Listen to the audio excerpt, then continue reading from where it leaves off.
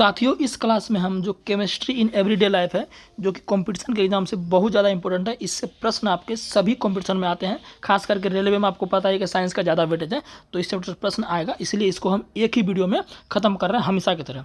और भी हमने केमिस्ट्री आपको पढ़ाया हुआ है, प्लेलिस्ट में जाके वहाँ आप अच्छे से देख सकते हैं। एक ही वीडियो में बहुत सारा चैप्टर हमने खत्म किया है।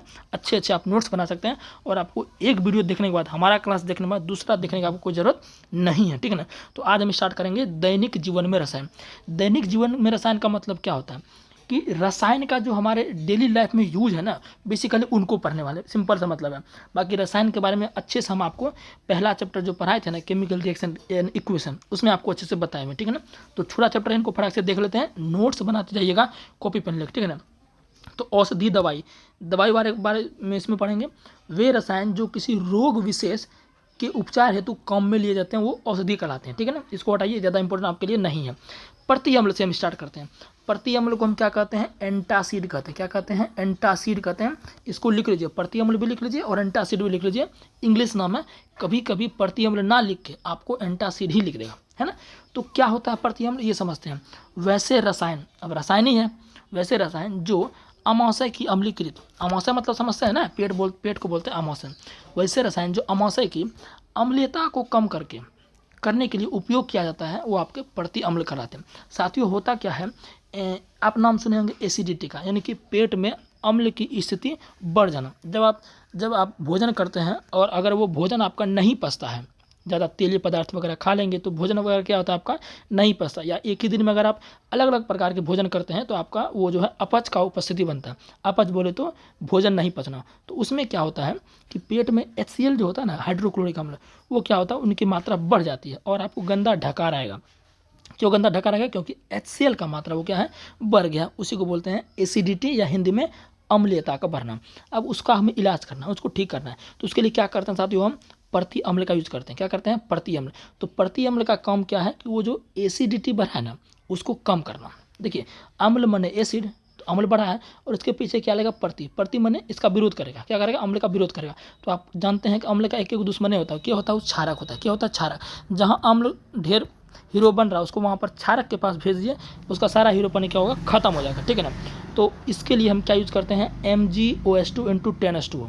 आपको पता है साथियों कि ये जो देख रहे हैं ना, ये एक तरह से इनो का काम करता है, और इसका नाम क्या है? Milk of magnesia. ये जो पॉइंट लिख रहे हैं, ये तो पॉइंट लिखा है ना, जो हम बोले हैं, जो पॉइंट बोले हैं वो लिखा है ना, तो उसको आप क्या करिए, लिख लीजिए। जैसे हम बोले कि MgOH2 × 10H2O, तो ये आपका क्या आ गया? Milk of magnesia. ये किसका काम करेगा? ये आपको प्रति अम्ल का काम करेगा। जैसे जो पेट में एसिडिटी बढ़ा है, इसको पीने से क्या होगा? वो अम्ल का मात्रा कम हो जाएगा, क्योंकि ये क्या है? क्षार है।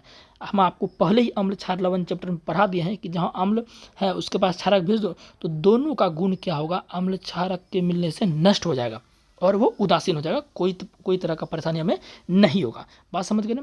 और एक और है बेकिंग पाउडर है, ये भी आपका क्षारीय की तरह व्यवहार करता है। तो चाहे आप तो MgOH × 10H2 यूज कर सकते हैं, या बेकिंग पाउडर यूज कर सकते हैं एज अ एंटासिड। बात क्लियर है? तो आप समझ गए बेकिंग पाउडर और MgOH2। अच्छा, इसमें क्या है? 10H2। देखिए 10H2 साथियों क्या है आपका? ये क्रिस्टल के जड़ है। क्या है? क्रिस्टल के अणु है। ये सारा हम आपको पढ़ा दिए हैं, ठीक है ना। तो प्रति अम्ल आप अच्छे से समझ गए होंगे, ठीक है ना। चलिए आगे बढ़े। क्या अब पढ़ते हैं? ज्वरनाशी। यही सब पढ़ना पड़ता है, इसमें छोटा छोटा चैप्टर है। अच्छा, प्रश्न इसमें कैसे आएगा? प्रश्न इसमें आएगा कि निम्नलिखित में से कौन एंटासिड के रूप में कार्य करता है। तो ये दोनों एग्जाम्पल आप याद रख लीजिए, ठीक है ना। और एंटासिड का मतलब क्या होता है वो भी हमने आपको बता दिया। अब पढ़ते हैं साथियों ज्वरनाशी। क्या पढ़ते हैं? ज्वरनाशी। ज्वरनाशी, देखिए ज्वर माने बुखार, नाशी माने नाश करना, यानी कि बुखार को नाश करना। बुखार माने टेम्परेचर शरीर का बढ़ गया तो बुखार कह देते हैं उसको हम, ठीक है ना, केमिस्ट्री की भाषा में।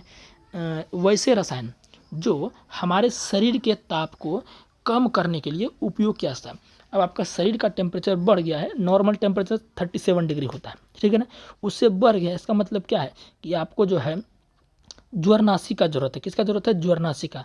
ज्वर माने बुखार, ज्वर माने क्या होता है? बुखार, या आप ताप बोल दीजिए। नाशी माने नाश करना, यानी कि ताप को नाश करना। तापमान को कम करने के लिए क्या करेंगे? हम ज्वरनाशी का उपयोग करेंगे, यानी कि बुखार को ठीक करेंगे। सीधा सीधा आप समझिए, ठीक है ना।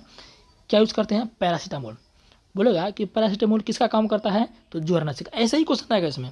फिर एस्पिरिन, फेनोसिटिन आदि, ये तीनों जो साथियों हैं, ये तीनों दवाई का नाम है। किसका नाम है? दवाई का नाम। और दवाई का नाम ये क्या काम करता है? ये आपका ज्वरनाशी का काम करता है। किसका काम करता है? ज्वरनाशी का काम करता है। तो एग्जाम्पल ही इसमें आपको बेसिकली ज़्यादातर याद रखना है। उम्मीद है क्लियर है। पीराहारी के बारे में पढ़ते हैं। पीराहारी क्या होते हैं, इनको देखते हैं। वैसे रसायन जो शरीर में दर्द को कम करता है। देखिए, अगर आपको बुखार है तो टेम्परेचर हाई रहता है, उसमें कोनो दर्द नहीं करता है, समझ गए। लेकिन पीराहारी में क्या होता है, पीरा मतलब समझते क्या होता है, कोनो पैर दर्द कर रहा है, सिर दर्द कर रहा है, तो उसको बोलते हैं पीराहारी, यानी पीरा है, हमको शरीर में पीरा है। तो हारी मतलब वही नष्ट करने वाला। पीरानाशी बोल दीजिए, पीराहारी बोल दीजिए, एक ही बात है। तो वैसे रसायन जो शरीर में दर्द को कम करे, तापमान को नहीं, दर्द को कम करे। ऑब्वियस बात है, दर्द को कम करेंगे तो और क्या बोलते हैं, पेन टेम्परेचर आपका कम हो ही जाएगा, ठीक है ना, उसके प्रभाव से। यहाँ पर देखिए, पीराहारी दो प्रकार के होते हैं। क्या होते हैं पीराहारी? दो प्रकार के होते हैं। देखिए, अगर आपको डिफरेंसेस का याद नहीं है तो आप क्वेश्चन छूट सकता है आपसे, क्योंकि वो किसी तरह से पूछ सकता है। बोल देगा वैसे रसायन जो शरीर में दर्द को कम करता है उसे क्या कहते हैं? ऑप्शन रहेगा पीराहारी, ज्वरनाशी, है ना, इस तरह से। तो आपको डेफिनेशन भी याद रखना। हमने बहुत बार देखा कि डेफिनेशन डायरेक्ट पूछ देता है, तो ऐसा नहीं खाली एग्जाम्पल याद रख देंगे तो हमसे क्वेश्चन नहीं छूटेगा, ऐसा नहीं है। आपको डेफिनेशन भी याद रखना है, एक दो बार पढ़िएगा तो याद हो जाएगा। दो प्रकार के होते हैं ये, एक होता है निद्राकारी स्वापक, एक होता है अनिद्राकारी स्वापक। एक निद्राकारी स्वापक, एक होता है अनिद्राकारी स्वापक। इसका बस एग्जांपल याद रख लीजिए, इसमें ज़्यादा कुछ नहीं पूछेगा। निद्राकारी में आ जाएगा आपका मार्फिन, कोकीन और अफीम, हेरोइन। और अनिद्रा स्वापक में एस्पिरिन आ जाएगा और एनालिन आ जाएगा।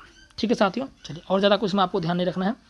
अब पढ़ते हैं प्रतिजैविक के बारे में। क्या पढ़ते हैं? प्रतिजैविक के बारे में। तो प्रतिजैविक, इसको एंटीबायोटिक भी बोलते हैं ना, एंटीबायोटिक का नाम सुने होंगे। वैसे रासायनिक पदार्थ जो सूक्ष्म जीवाणुओं द्वारा उत्पन्न होते हैं उसे क्या कहते हैं? अच्छा, वैसे रासायनिक पदार्थ जो सूक्ष्म जीवाणु द्वारा उत्पन्न होता था, अन्य सूक्ष्म जीवाणुओं की वृद्धि रोकने में या समाप्त करने में प्रयोग किए जाते हैं, प्रतिजैविक पदार्थ कहलाते हैं। कहने का मतलब यह है, प्रतिजैविक क्या होते हैं? ये आपका सूक्ष्म जो बैक्टीरिया होते हैं ना, माइक्रो बैक्टीरिया होते हैं, उससे ये क्या होता है? उत्पन्न होते हैं। क्या होता है? उत्पन्न होते हैं। और जो अन्य सूक्ष्म है, यानी जो अन्य छोटे छोटे जीवाणु है ना, जो हमारे लिए हानिकारक है, उनको वृद्धि होने से ये रोकते हैं। कौन? एंटीबायोटिक। इसका नाम क्या है? प्रतिजैविक। और इसका एग्जांपल क्या है? मोस्ट इंपॉर्टेंट एग्जांपल, जो कि अगर आएगा क्वेश्चन तो इनको जरूर पूछा जाता है, वो है पेनिसिलिन। क्या है साथियों? पेनिसिलिन।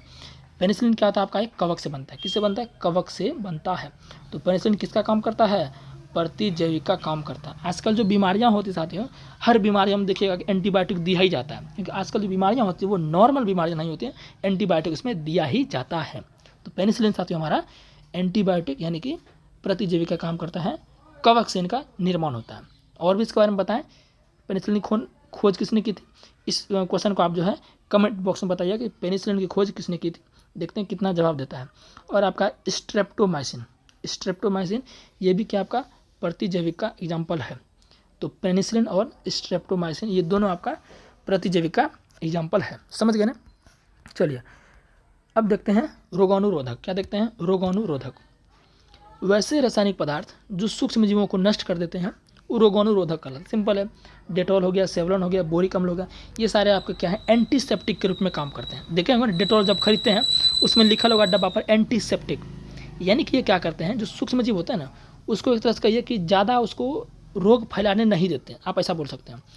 तो जैसे कट फट जाता है कहीं पर, वहाँ डेटॉल लगा देते हैं, नहीं लगाएंगे तो वहाँ पर जीवाणु सब क्या होगा? उत्पन्न हो जाएगा उसका आकर्षक से। ठीक है ना? तो डेटॉल, सेवलॉन, बोरिक अम्ल ये सब क्या, इसका हम यूज करते हैं रोगाणुरोधक को रोकने के लिए। ठीक है ना? अब बात करते हैं प्रशांतक के बारे में। क्या बात करते हैं? प्रशांतक के बारे में। वैसे रासायनिक पदार्थ जो मानसिक तनाव को कम करें या चिंता दूर करें उसे क्या कहेंगे? प्रशांतक कहलाते हैं। ठीक है ना? यानी कि मेंटल जो प्रेशर होता है ना, कई देखते हैं कि डिप्रेशन में चले जाते हैं, उसको वो क्या करते हैं? हमेशा दवाई वगैरह खाते रहते हैं ना, तो उसके लिए क्या है? ल्यूमिनल और एक्वानेट, ये दोनों किसके एग्जाम्पल है? प्रशांतक के एग्जाम्पल है। ऐसे भी प्रश्न पूछ देगा कि वैसे रासायनिक पदार्थ जो मानसिक तनाव को कम करता है वो क्या कहलाता है? तो प्रशांतक कहलाता है। इसलिए वो किसी तरह से प्रश्न वो पूछ सकता है, दो ही तरह से पूछेगा। एक तो वो जो मानसिक तनाव को दूर करे उसे क्या कहता है? प्रशांतक। अब बोल देगा प्रशांतक के एग्जाम्पल कौन होते हैं? तो ल्यूमिनल, एक्वानिल। ठीक है ना? अब देखते हैं और कुछ, जैसे डेटॉल है ना, उसमें पूछ लेता है प्रश्न ये कि डेटॉल में बताइए कि डेटॉल के संगठक क्या क्या होते हैं। संगठक बोल दीजिए, अवयव बोल देगा, घटक बोल देगा, एक ही बात है, कंपोनेंट का बात हो रहा है। तो डेटॉल में साथियों संगठक होता है ना, वो होता है दो चीज़। एक होता है आपका क्लोरोजाइलेनॉल। क्या होता है? क्लोरोजाइल, याद रखिएगा, क्लोरोजाइलेनॉल। एक होता है आपका टोमिनियोल। तो डेटॉल के संगठक कौन कौन है? क्लोरोजाइलेनॉल और आपका एक क्या होता है? टॉमिनियोल, ये बात आपको ध्यान रखना है, ठीक है ना। और जैसे हम और पूछता है इससे आपका हीमोग्लोबिन हो गया, हीमोग्लोबिन में पूछा तत्व कौन सा रहता है, तो ये आपका लोहा रहता है, ये आपको अच्छे से ध्यान रखना है, ठीक है ना। अब बात करते हैं हम कृत्रिम मधुरक का। किसका बात करते हैं? कृत्रिम मधुरक का बात करते हैं। देखिए कृत्रिम मधुरक क्या होता है, मधुरक है तो मीठा ही होगा, इसमें क्या लगा है, कृत्रिम लगा, यानी कि मानव के द्वारा बनाया गया है। मधुरक का मतलब तो मीठा ही होगा। तो ये कृत्रिम मधुरक क्या होता है साथियों, वैसे पदार्थ होता है जो शरीर की कैलोरी बढ़ाए बिना भोजन में मिठास प्रदान करते हैं। कहने का मतलब ये है कि कृत्रिम मधुरक खाने से आपको डायबिटीज का शिकायत नहीं होगा। हम क्या बोल रहे हैं, कैलोरी ये ज़्यादा नहीं देगा, कैलोरी नहीं बढ़ाएगा। जैसे मान चलिए कि हम कोई मीठा चीज़ खा लेते हैं, ज़्यादा मीठा खा लेंगे तो हमारा क्या होगा, उसमें भी ऊर्जा मिलता है ना, मीठा खाने से ऊर्जा मिलता है, तो क्योंकि कार्बोहाइड्रेट उसमें ऊर्जा मिलेगा, तो वो जगह ज़्यादा कैलोरी दे देगा। ज़्यादा अगर मीठा खा लेंगे तो ग्लूकोज का मात्रा बढ़ जाता है, तो वो हमको क्या प्रॉब्लम कर देगा। लेकिन कृत्रिम मधुरक क्या होता है, ये आपको ऊर्जा देगा, एनर्जी आपको मिलेगा, लेकिन ये आपको ये नुकसान नहीं पहुंचाएगा, यानी कि कैलोरी उतना आपको ये नहीं देगा। बात समझ गए ना। तो वही हम लिखे हैं, वैसे पदार्थ जो शरीर की कैलोरी बढ़ाए बिना भोजन में मिठास प्रदान करते हैं। मधुरक है तो मीठा प्रदान करेगा ही करेगा, पहले ही बोल दिए, तो वो आपके क्या कहलाएंगे, कृत्रिम मधुरक कहलाएंगे। एग्जाम्पल क्या हो जाएंगे, सैकरिन हो जाएंगे और एस्पार्टम, सैकरिन और एस्पार्टम। बात क्लियर है ना। आगे बढ़ते हैं। अब इसमें देखते हैं खाद्य परिरक्षक के बारे में, फूड प्रिजर्वेशन। खाद्य परिरक्षक यानी कि खाद्य को सुरक्षित रखना, सिंपल बोल सकते हैं। वैसे रसायन जो खाद्य पदार्थ में अल्प मात्रा में मिलाने पर वे जीवाणुओं की वृद्धि रोक देते हैं, खाद्य परिरक्षक कहलाते हैं। जैसे देखिए मान लीजिए कोई खाद है, उसमें तो अगर आप उसको ऐसे खुले में छोड़ देंगे, उसमें जीवाणु वगैरह कवक वगैरह लग जाएंगे, तो उसका आप घटक कर देंगे, बेकार हो जाएगा वो। तो उसमें क्या करते हैं हम, खाद्य परिरक्षक के रूप में कुछ मिलाते हैं, ताकि जो उसमें जीवाणु वो पनपे ना, जीवाणु को उसमें वृद्धि ना हो, उस वृद्धि को रोक देगा। उसको क्या बोलते हैं, खाद्य परिरक्षक, जिससे वो क्या होगा, सुरक्षित रहेगा, जो खाद हमारा वो सुरक्षित रहेगा, ठीक है ना। तो उसके लिए यूज करते हैं हम सोडियम बेंजोएट का। किसका यूज करते हैं, सोडियम बेंजोएट का, और आपका जैसे सल्फर डाइऑक्साइड हो गया, इन सब का भी यूज करते हैं। तो इसमें मोस्ट इंपॉर्टेंट एग्जांपल आपका है सोडियम बेंजोएट। ये कई बार हमने देखा है कि जब खाद्य परिरक्षक से क्वेश्चन आया है तो ये जरूर देता है, खाद्य परिरक्षक के रूप में निम्न में से किसका यूज किया जाता है, तो सोडियम बेंजोएट का। बात क्लियर है। अब इसमें देखिए, हालांकि ये चीज़ तो हमें कार्बन में पढ़ाना था, लेकिन हमने उसमें नहीं पढ़ा है, लेकिन मैं आपको उसमें पढ़ाऊंगा, ठीक है। लेकिन फिर भी देख लेते हैं थोड़ा यहाँ पर छोटा सा साबुन के बारे में पढ़ते हैं, क्योंकि ये भी क्या केमिकल है, अपमार्जक भी केमिकल है, तो दैनिक जीवन का ये भी पार्ट है, दैनिक जीवन में इसको भी हम यूज डेली करते हैं। तो देख लेते हैं इसमें ही। देखिए साबुन क्या होता है, लंबी श्रृंखला वाले वसीय अम्ल, जैसे पामेटिक एसिड हो गया, ओलिक एसिड हो गया, है ना, स्टेरिक एसिड हो गया, इन सब के जो है सोडियम और पोटेशियम लवण, क्या ध्यान रखना है, सोडियम और पोटेशियम लवण आपके क्या कहलाते हैं, साबुन कहलाते हैं। क्या कहलाता है, साबुन कहलाता है। जैसे देखिए यहाँ पर C17H35C11, यहाँ पर Na के बदले आप यहाँ पर K भी दे सकता है, Na के बदले यहाँ पर आपका K भी दे सकता है। अच्छा, इससे प्रश्न कैसा है कि वो हम बताते हैं। पहले तो आपको उसका डेफिनेशन याद रहना चाहिए, डायरेक्ट पूछेगा कि लंबी श्रृंखला वाले वसीय अम्लों के लवण क्या कहलाएंगे, आपके साबुन कहलाएंगे। पोटेशियम सोडियम लवण क्या कहलाएंगे, साबुन कहलाएंगे, ठीक है ना। और इसमें क्या रखना है, पामेटिक अम्ल, ओलिक अम्ल, स्टेरिक अम्ल, ये सभी आपको, ये पामेटिक अम्ल, ओलिक अम्ल और स्टेरिक अम्ल, इन सब का यूज किस में होता है, साबुन बनाने में होता है। किस में होता है, साबुन बनाने में। ये चीज़ आपको ध्यान रखना है। अब देख लेते हैं अपमार्जक को। अपमार्जक देखते हैं, अपमार्जक क्या होता है। इसमें आपको ये ध्यान रखना है कि लंबी श्रृंखला इसमें भी हो, क्योंकि कार्बन का बहुत लंबा चेन बनेगा, तभी जो है आपका अपमार्जक और साबुन बनेगा, ठीक है ना। एक चेन, क्योंकि आपको पता है कि कार्बन में श्रृंखला गुण पाया जाता है, और भी गुण पाया जाता है, लेकिन श्रृंखला वाले गुण ज़्यादा इंपॉर्टेंट है।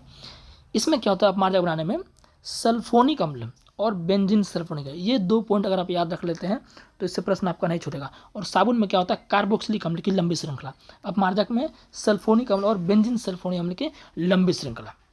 अपमार्जक का फॉर्मूला आपको नहीं पूछेगा, ठीक है ना। अपमार्जक फॉर्मूला आपको नहीं पूछेगा, सिर्फ इससे क्वेश्चन इतना आएगा कि अपमार्जक में कौन सा लंबी श्रृंखला होता है, तो सल्फोनिक अम्ल का और बेंजीन सल्फोनिक अम्ल का होता है। और सोडियम लवण वो आपका क्या कहलाएगा, अपमार्जक कहलाएगा। बस इतना ही, इससे ज़्यादा आपका बाहर जो है नहीं जाएगा इस चैप्टर से, ठीक है।